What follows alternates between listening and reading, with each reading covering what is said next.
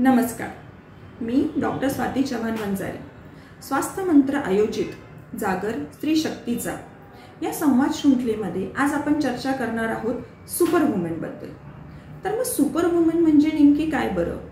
जी स्त्री जिच्यामध्ये कमालची अद्भुत प्रकारची शारीरिक व मानसिक क्षमता असून ती घरातील व बाहेरील म्हणजे कामाच्या ठिकाणातील सगळी कामं चोखपणे 100% परफेक्ट पार पडते. जी सर्वोत्तम आई, बायको, सून, मुलगी, बहीण आणि मैत्रीण सुद्धा असते. आणि कामाच्या ठिकाणी म्हणजे ॲट युअर वर्क प्लेस ती सर्वोत्तम एम्प्लॉई असते, परफेक्ट असते. तसं बघितलं तर ती कधीच थांबत नाही, कधीच थकत नाही, सतत काम करत असते. म्हणजे किचनमध्ये एका साईडला भाजी टाकत असते तर दुसरीकडे फोनवर ऑफिसच्या कामांचे प्रश्न सोडवत असते. मुलांचा एकीकडे अभ्यास चालू असतो, दुसरीकडे ती स्वतःचं प्रेझेंटेशन बनवत असते. मग साहजिकच हे मल्टीटास्किंग झालं. भरपूर कामं, भरपूर सगळं काही ती सोबत करत असते. स्वतःपेक्षा दुसऱ्यांच्या इच्छांना, अपेक्षांना, गरजांना ती प्राधान्य देते. स्वतःपेक्षा दुसऱ्याला कसं खुश ठेवता येईल याचा ती सतत विचार करत असते.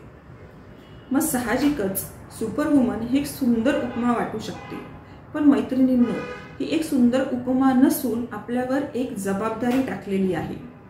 आपल्याला तसं बघितलं तर सुपर वुमन बनायचं आहे का, किंवा तू सुपर वुमन आहे असं म्हटल्यावर ना एक दडपण यायला हवं. नक्कीच समाज आपल्याकडे सुपर वुमनकडे एका अपेक्षेने बघतो की स्त्रियांना सगळंच जमायला पाहिजे आणि 100% परफेक्ट जमायला पाहिजे. पण सुपर वुमन बनण्याच्या प्रवासामध्ये किंवा सुपर वुमन झाल्यावर सुद्धा नक्कीच आपल्याला मानसिक त्रासांना सामोरे जावं लागू शकतं. म्हणजे नेमकी काय बरं? आपल्याला विनाकारण चिडचिड होऊ शकते. मग ती कधी मुलांवर होऊ शकते, कधी नवऱ्यावर, कधी कामाच्या ठिकाणी किंवा कधी दुसरीकडे. सतत उदास वाटणे आणि आपण काम पूर्ण करू शकू का, मी हे व्यवस्थित पार पाडू शकते का, मी परफेक्ट करते आहे ना, अशी एक कुठेतरी चिंता किंवा विचार सतत चालू असतात मनात. झोप कमी लागणे किंवा जास्त लागणे, भूक पहिल्यासारखी लागत नाही आणि सगळ्यात महत्त्वाचं म्हणजे लवकर थकवा येतो.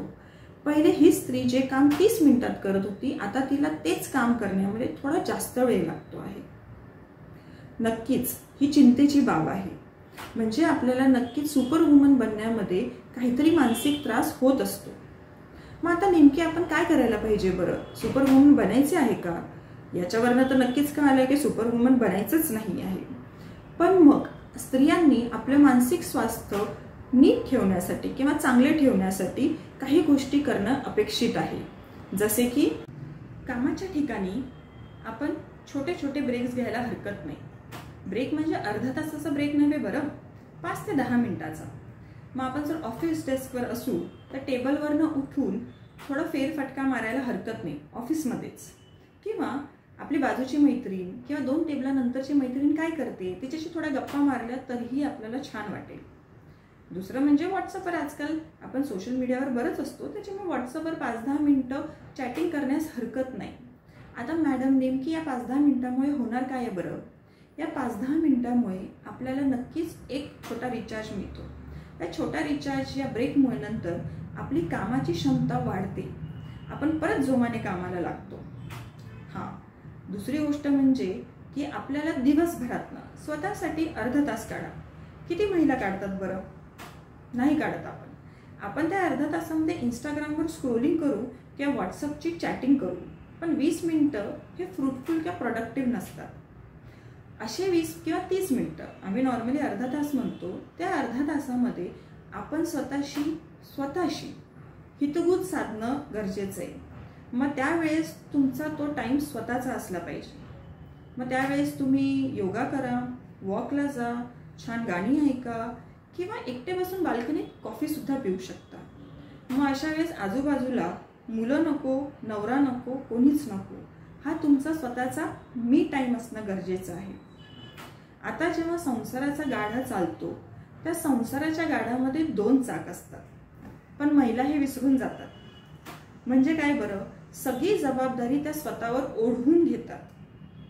किचनचं काम मीच करणार, बाहेरील भाजीपाला मीच आणणार, इस्त्रीचे कपडे मीच करणार आहे, सगळे काम A to Z हे सगळे मीच करणार आहे.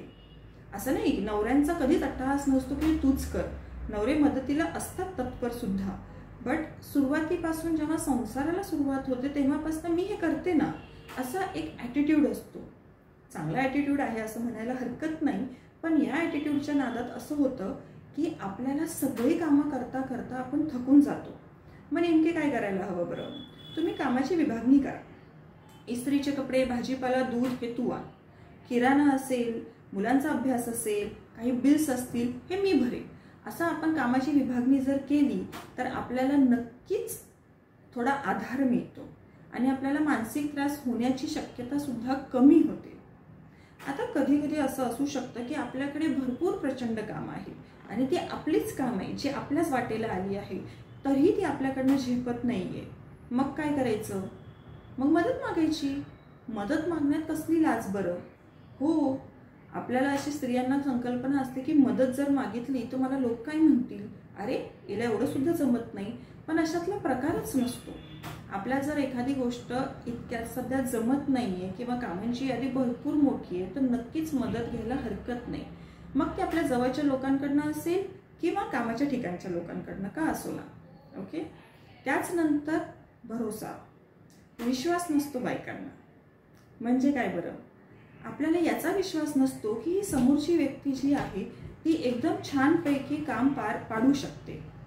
मी काम तर दिलं आहे समोरच्याला की भाजी कापून दे, पण नीट नाही कापली तर, बिल वेळेत नाही भरलं तर, मग या शंकेमुळे आपणच सगळे हे काम करायला लागतो है ना. त्यामुळे हे लक्षात ठेवणं गरजेचं आहे की काय होईल जास्तीत जास्त, काही चुका होतील. समोरची व्यक्ती ते काम नीट नाही पार पाडणार, काही हरकत नाही.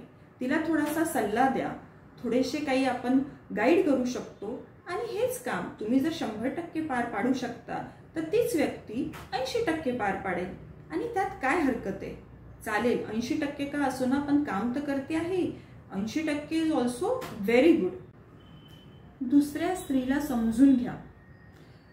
एक स्त्रीच्या अवतीभोवती अनेक स्त्रिया असतात. मग आता कामाच्या ठिकाणी असतीलच. आई असते, सासू असते, बहीण असते, मैत्रीण असते. अगं मी ते आरामात करते, तुला का जमत नाहीये? अगं हे ते इतकी छोटीशी गोष्ट आहे, आम्ही आमच्या काळात केलं होतं. त्याच्यामुळे इट इज व्हेरी इम्पॉर्टंट की आपण दुसऱ्या स्त्रियांना समजून घेतो. सगळ्या स्त्रिया सारखी नसतात, हाताची 5 बोटं जशी सारखी नसतात. एक स्त्री म्हटल्यावर सगळ्या स्त्रिया सारखं राहतील असंही नाही. त्यामुळे हे लक्षात घेणं गरजेचं आहे की हे काम तुला जमते, त्याच्यामुळे हे काम प्रत्येक स्त्रियांना जमायला पाहिजे अशी उपमाच देणं चुकीचं आहे. त्यामुळे आपल्या बाजूच्या स्त्रीला किंवा जवळच्या स्त्रियांना जर मदत लागत असेल तर अरे तुला हे कसं जमत नाहीये किंवा तू कशी इथं कमी पडते अशी भावना तिला नक्कीच नाही दिली गेली पाहिजे. त्यानंतर हा अट्टाहास म्हणा किंवा ही संकल्पना असं म्हणू शकतो की माझ्याकडनं ना कधीच कोणी दुखावलं नाही गेलं पाहिजे. ही जी संकल्पना आहे की मी सगळ्यांना सतत खुश ठेवायला पाहिजे, माझ्याकडनं कधीच कोणी नाराज नाही व्हायला पाहिजे आणि मी 100% सगळं परफेक्ट केलं पाहिजे, ही संकल्पना आता बंद करा, ही बाजूला ठेवा. कारण आपण जर ही संकल्पना ठेवली तर आपण सतत 100% परफेक्शनकडे जाऊ आणि आपल्यालाही माहिती आहे की हे प्रॅक्टिकली, रिअलिस्टिकली आणि इमोशनली अँड फिजिकली शक्यच नाही आहे. त्यामुळे आपण कधीच कोणाला 100% आनंद नाही देऊ शकत. आणि जर हे सगळं करत असताना सुद्धा आपल्याला जर एखाद्यास वाटलं की आपल्याला आता त्रास होतोच आहे तर मैत्रिणींकडे बोला. कामाच्या ठिकाणी एखादी आपली छानशी जिवलग मैत्रीण असेल तिच्याशी गप्पा मारा. काही नातेवाईक असतात ज्यांच्याशी बोलल्यावर आपल्याला छान वाटू शकतं, त्यांच्यासमोर आम्ही वेंट आउट असं म्हणतो, तर असं पण तुम्ही करू शकता. हे सगळं करून सुद्धा जर आपल्याला मानसिक त्रास होत असेल, आपल्याला असह्य होत असेल तर नक्कीच आपल्या जवळच्या मानसोपचार तज्ज्ञांची मदत घ्यायला, त्यांचा सल्ला घ्यायला हरकत नाही. गरज पडली तर काउन्सिलिंग सेशन घ्या आणि गरज वाटलीच तर औषधोपचार सुद्धा घेऊ शकता. तर मैत्रिणींनो, सुपरवुमन व्हायचंय का? नक्कीच नाही. आपण जसे आहोत, छान आहोत, मस्त आहोत.